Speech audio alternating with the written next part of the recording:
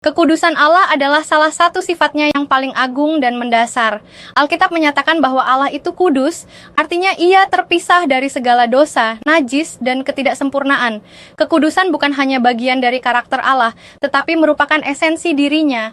Segala sesuatu yang Allah lakukan selalu selaras dengan kekudusannya. Dalam Yesaya 6:3, para serafim berseru siang dan malam, "Kudus, kudus, kuduslah Tuhan semesta alam, seluruh bumi penuh kemuliaan-Nya." Seruan 3 kali ini menunjukkan intensitas kekudusan Allah yang sempurna, tiada bandingannya dengan siapapun atau apapun. Kekudusan Allah berarti bahwa ia tidak dapat dipengaruhi oleh kejahatan, dan sama sekali tidak bisa mentoleransi dosa. Mazmur 55:6 menegaskan bahwa Allah tidak berkenan kepada kefasikan, dan orang jahat tidak dapat diam di hadapannya. Oleh karena itu, manusia yang berdosa tidak dapat dengan sendirinya menghampiri Allah yang kudus tanpa penebusan. Kekudusan Allah menjadi standar mutlak bagi segala sesuatu. Apa yang benar, baik, dan murni ditentukan oleh siapa Allah itu, bukan oleh ukuran manusia. Namun, kekudusan Allah tidak hanya berbicara tentang keterpisahannya dari dosa, melainkan juga keindahan, kemurnian, dan kesempurnaannya. Kekudusan adalah dasar dari semua sifat Allah lainnya. Kasih-Nya adalah kasih yang kudus, keadilan-Nya adalah keadilan yang kudus, dan kuasa-Nya adalah kuasa yang kudus. Tanpa kekudusan, Allah tidak akan berbeda dari ciptaan. Justru karena kekudusan-Nya lah Allah layak menerima penyembahan, hormat, dan pujian dari seluruh makhluk. Kekudusan Allah juga menuntut respons dari umatnya.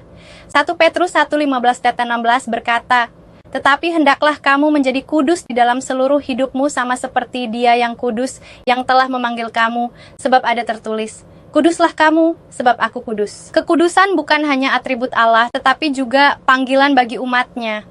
Allah memanggil kita untuk hidup berbeda dari dunia, menjauhi dosa, dan menyerahkan diri sepenuhnya kepadanya. Kekudusan dalam hidup orang percaya adalah cerminan dari kekudusan Allah sendiri yang bekerja di dalam mereka. Melalui Yesus Kristus, manusia berdosa mendapat jalan untuk dapat datang kepada Allah yang kudus. Darah Kristus menyucikan dan menguduskan orang percaya, sehingga mereka diterima di hadapan Allah. Roh Kudus juga bekerja terus-menerus dalam kehidupan orang percaya untuk memurnikan, mengajar, dan membimbing mereka agar hidup semakin serupa dengan Kristus. Kekudusan bukanlah hasil usaha manusia semata, melainkan karya anugerah Allah dalam hidup orang yang mau taat.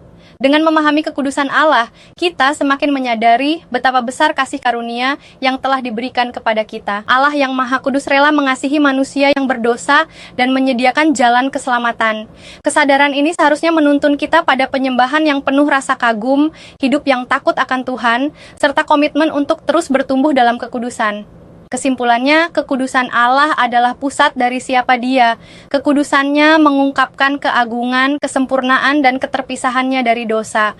Sebagai umat yang ditebus, kita dipanggil untuk mencerminkan kekudusan itu dalam hidup sehari-hari, sehingga dunia dapat melihat terang Kristus melalui kita.